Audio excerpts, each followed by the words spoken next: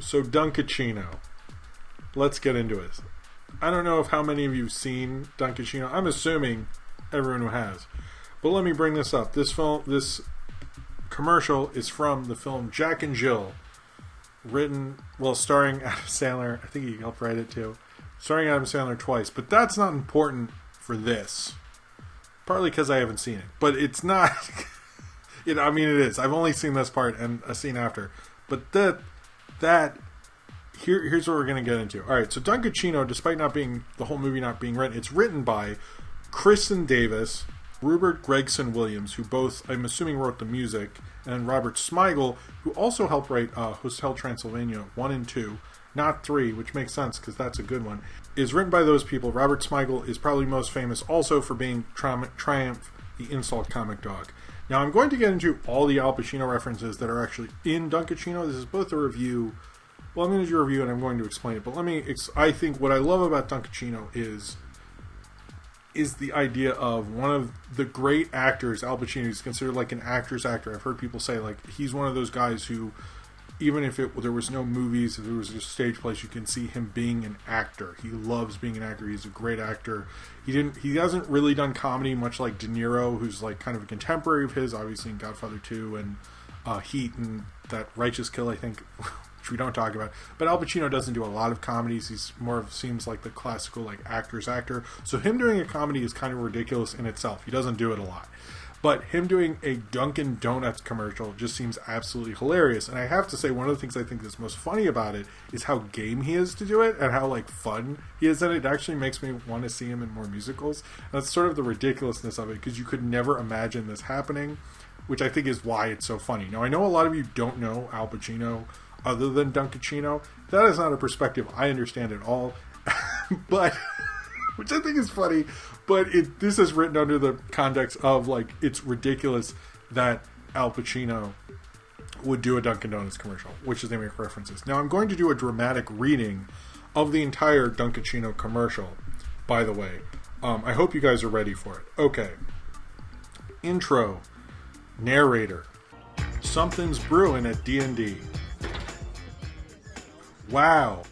Al Pacino. It's not Al anymore, it's Dunk. Dunkaccino? Don't mind if I do. Hold on, I have more. Chorus, Al Pacino and customers.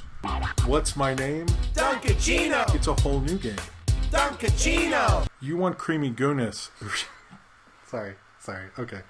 I didn't mean to do that, but... You want creamy goodness, I'm your friend. Say hello to my chocolate blend. Attica hoo-ha latte light. This whole trial is out of sight. They pulled me back in with a hazelnut too. Caramel swirl. I know it was you. Everyone wants my Dunkaccino. Can't get enough of my Dunkaccino. Kids from 7 to 17. He says 7 to 17. Is he insinuating that children should be drinking coffee? I vehemently disagree with that one, Al Pacino. Lining up for my Dunkaccino. What's my name? Dunkaccino! Dunka. Dunkaccino! Thank you, guys. Thank you for that. I also have to say, everyone hated Jack and Jill. This is a really funny segment. I don't give a shit. Like, obviously I haven't seen this movie, but like, what is wrong with everyone? This is purposely hilarious. Like, what's everyone's big deal? This elevates Jack and Jill so much. But I'm going to go through, because you guys don't know, all the Al Pacino references. Now, first off, there's a part in the beginning. Now, this is probably a reference that goes over his head. His name, okay, is Al Pacino. And then he goes, it's Dunk. So then his name is Dunkaccino. Now, in some ways that doesn't work, because his name is Al Pacino, so wouldn't his name be Dunk Pacino? But that's not funny, so they changed it. There's a little wordplay there, just in case. I wanted to make sure everyone got that before I go on, because that's like really important. But anyway, so when he says, say hello to my chocolate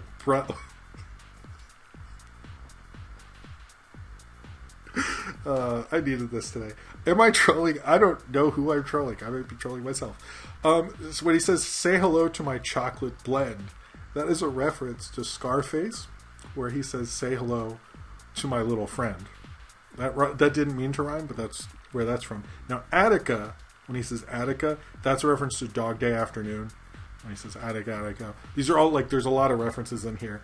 Hoo-Ha is from A Scent of a Woman, which is actually the film he won his Best Actor for, which most people thought he shouldn't because that movie was supposedly bad. I never saw it, but Chris O'Donnell is in it, and that's as much as I know about that movie. And then This Whole Trial is Out of Sight is actually from And Justice for All, which is where he says this whole court is out of order, this whole trial is out of order. He does this whole thing. I've actually not seen that one, but you know. Then we get to the Godfather references. Now they don't actually, to my knowledge, make a reference to Godfather 1, which I find like really weird, but they make references to 3 and 2, but you know, whatever.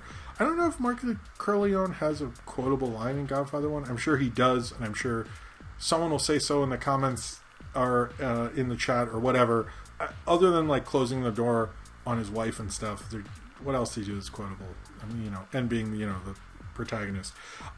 Anyway, so he says, they pulled me back in with Hazelnut 2 is from Godfather 3, where he says, just when I thought I was out, they pulled me back in. That's like the big quote from Godfather 3. Godfather 3 is not that bad. And then at the end he says, Caramel Swell. Caramel Swell. I know it was you. That is a reference to in Godfather 2. Fredo betrays him, and he comes up to Fredo and gives him kind of like the kiss of death and goes, I know it was you, Fredo. And he kisses him, and then he, you know, kills Fredo later. Spoilers, I guess. Anyway, you should actually see the Godfather movies. They're great. But, yeah, those are all the references, in case you didn't get them, because I feel like people didn't. There's a scene after this where Adam Sandler, who directed this commercial, which is also hilarious, is showing this to Al Pacino, and Al Pacino is like, what do you think? You know, this, we have to shave 2 seconds off, but, you know, what do you think? And he was like, burn this. And Adam Sandler was like, what? And he's like, Bert, don't let anyone see this. If anyone's seen this, they need to be spoken to. And he's like, no, but it's fun. Like, we can cut out close-up. It's like, I genuinely, like, I don't like Adam Sandler comedies at all. Those 2 scenes are really funny. Like, the whole idea that Al Pacino did it, was game for it, had a great time doing it, and then collected the money, and then he was like, just destroy this. Anyone who's seen that, talk to them. And he's like, yeah, my wife thought it was actually ridiculous. Which... oh my god, I just love that the premise of Jack and Jill is that Adam Sandler knows Al Pacino from doing a Dunkin' Donuts commercial with him. Hilarious. I actually looked it up, by the way. There is a Dunkaccino, and it's not around anymore, or at least I didn't see it. I did research by going to a Dunkin' Donuts today. So, guys, I really looked into this, and I did not see a Dunkaccino on the menu. I did not ask, because I didn't actually want to drink a Dunkaccino. I did look, and people have reviewed Dunkaccino the drink and not this scene, which I don't know what their deal is, because this scene is cinema gold. I actually really like this scene. I love the Twitter account Dunkaccino. I really do love it. It's amazing. Everything, what they did, like, if it won for best editing and it's edited well, anytime I'm having a bad day, it's like that. I did like the fact that it came out recently that it was originally supposed to be Frappuccino. But my thing with that is Starbucks is too classy. Dunkin' Donuts is perfect for a Dunkaccino joke. But he's married to Katie Holmes and Jack and Jill? What the fuck? Oh, you had a Dunkaccino this summer. Interesting. So according to sources, Dunkaccinos are still there. If you go into... this is much like the Fortnite dance. Dunkin' Donuts doesn't talk about this a lot.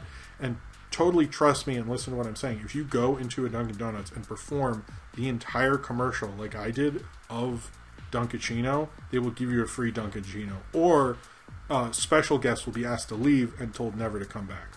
One of those options, I guarantee you, will happen. Anyway, I actually think this is really funny. I think it is like a hilarious idea. I love that Al Pacino is down for it. I think it definitely plays off the idea that no one thinks he would sell out this hard, and he loves the idea of playing with it. Like, I like when older actors are like, I want to have fun with my persona, and he definitely like is loving every minute of it. I love Al Pacino for this because just like this is so much fun, and you can tell he's like him dancing. He's having a great time. It's like a great SNL skit, which Robert Smigel used to write for. He also used to write for Conan, the Dana Carvey show. You can tell these are comedy guys who get what's due with Al Pacino, and I love that Al Pacino wanted to do this, and it's like, it's not Al anymore. He's like, Dunk? Like, the guy questions, like, your name is Dunk? Of course his name's Dunk, motherfucker. He's Dunkaccino.